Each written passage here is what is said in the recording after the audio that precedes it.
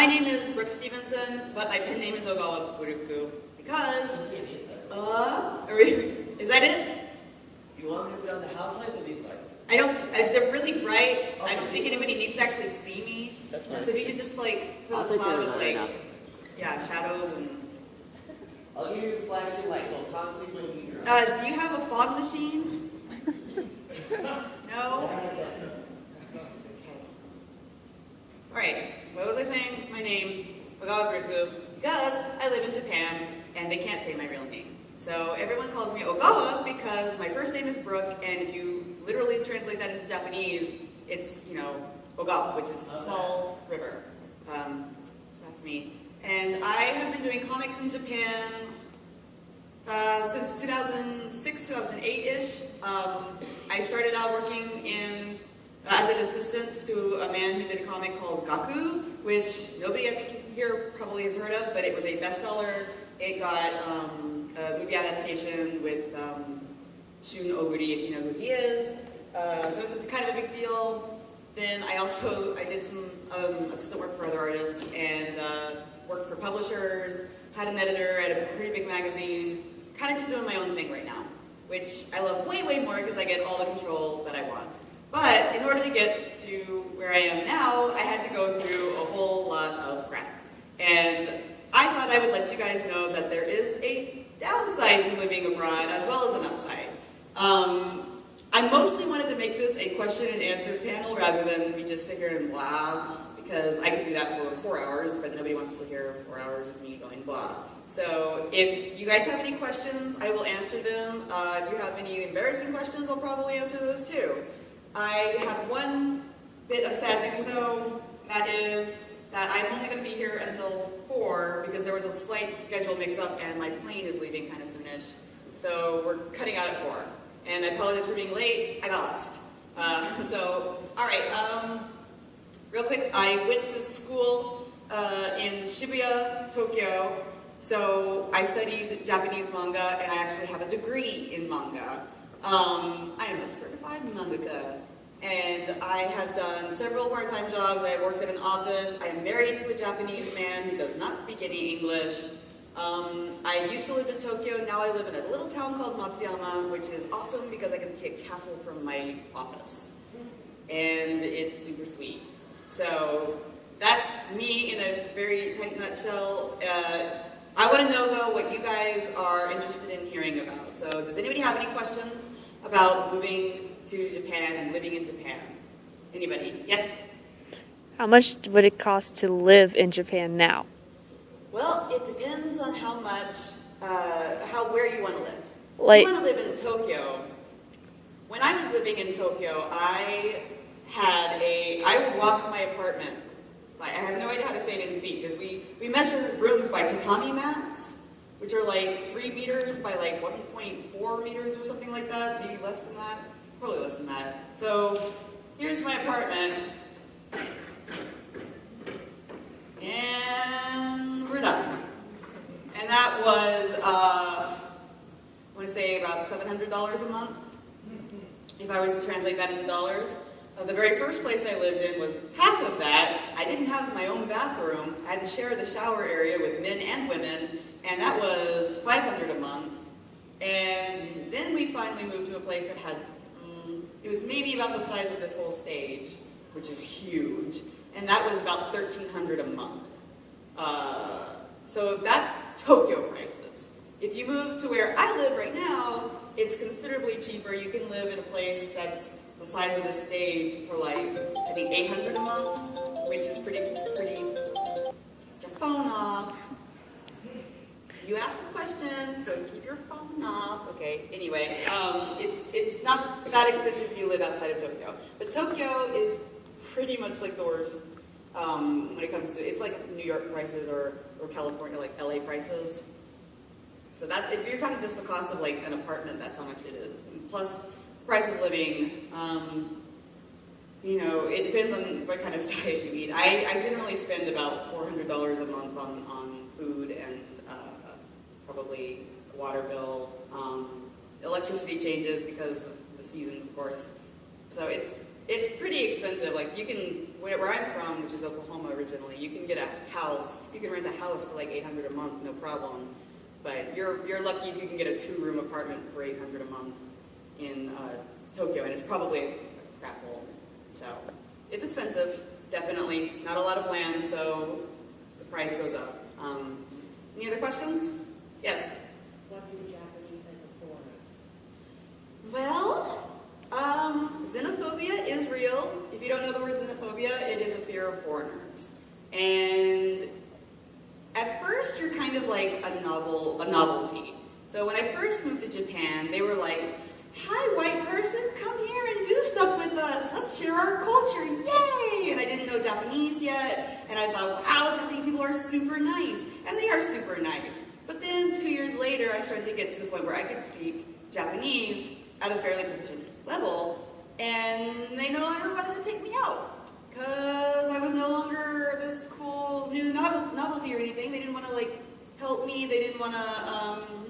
I lost friends the more I could speak Japanese, and I don't know if it's maybe because they just found out I have a toxic personality or what, but they just decided that I was no longer a free English lesson.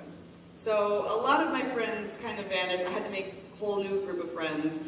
And they thought I was, the crazy foreign girl, so they liked me. But in Tokyo, the way they view foreigners, it's kind of like, 1, a nuisance, or 2, a novelty. So the nuisance side is, it's really hard to rent an apartment if you're a foreigner. They don't want to rent out to a foreigner because they think that we're just going to leave, and they're not going to have any way to find us. So that's one negative aspect. Another negative aspect is I have been told I'm not allowed to go into places of business because I'm not Japanese. And that hurts. There's no reason for it other than you're not Japanese, and I don't understand, what they think I'm going to do here. I'm not like a terrorist or whatever, but they have these signs of this is Japanese only. They mean Japanese people only, not Japanese language. And that's you'll see them quite a bit in Tokyo for sure. Not so much in the country where there aren't that many foreigners. Another negative aspect is for a woman, you get mistaken for a prostitute a lot when you're a foreigner. I would be walking home and a guy would just, flash his junk while I'm walking home. And it was awkward and awful, and it happened a lot. And they'd ask me how much, and I'd say never, and run away. That's a very common occurrence if you're a girl. Probably not so much if you're a guy, but I've heard similar stories from my more attractive male friends, where girls would just kind of reach up and grab their butts. Not sure why. Those are some of the negative aspects. The positive aspects are like, of course, when you first get there, they really are super, super friendly.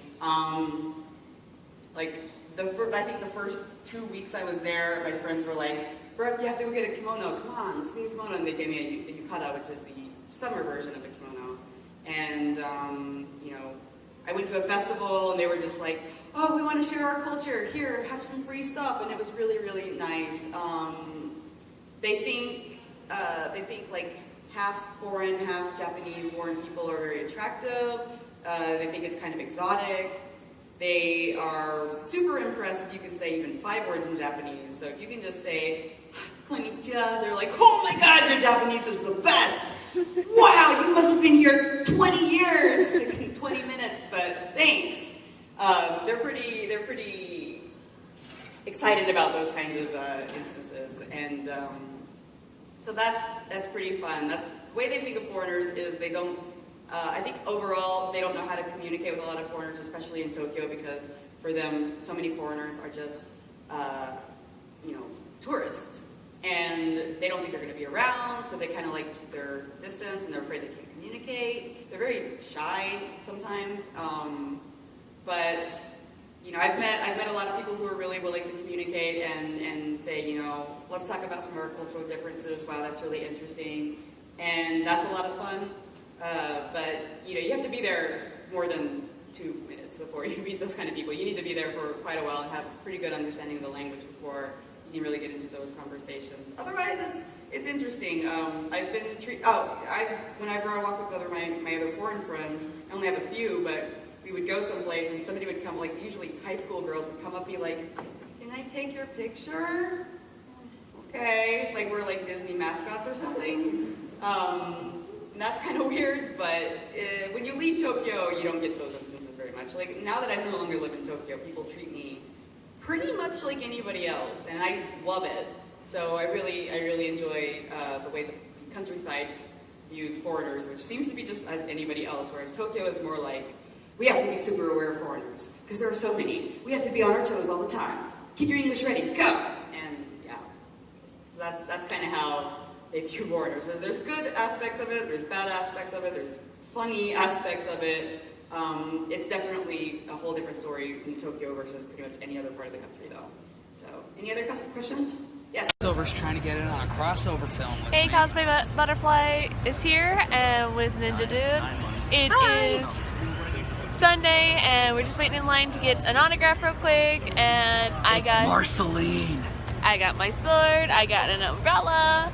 I'm a very happy camper because that is the two the wish things that I wanted to get at this convention, and they're both pink. Okay, I'll probably take a couple more pictures. Sorry if I didn't record a lot this weekend. She got a crap ton of photos, including my sexy butt. I was just enjoying the convention instead of vlogging it, but definitely next time we'll vlog. Alrighty, so I'll catch you later, Caterpillars. Bye! Say hi!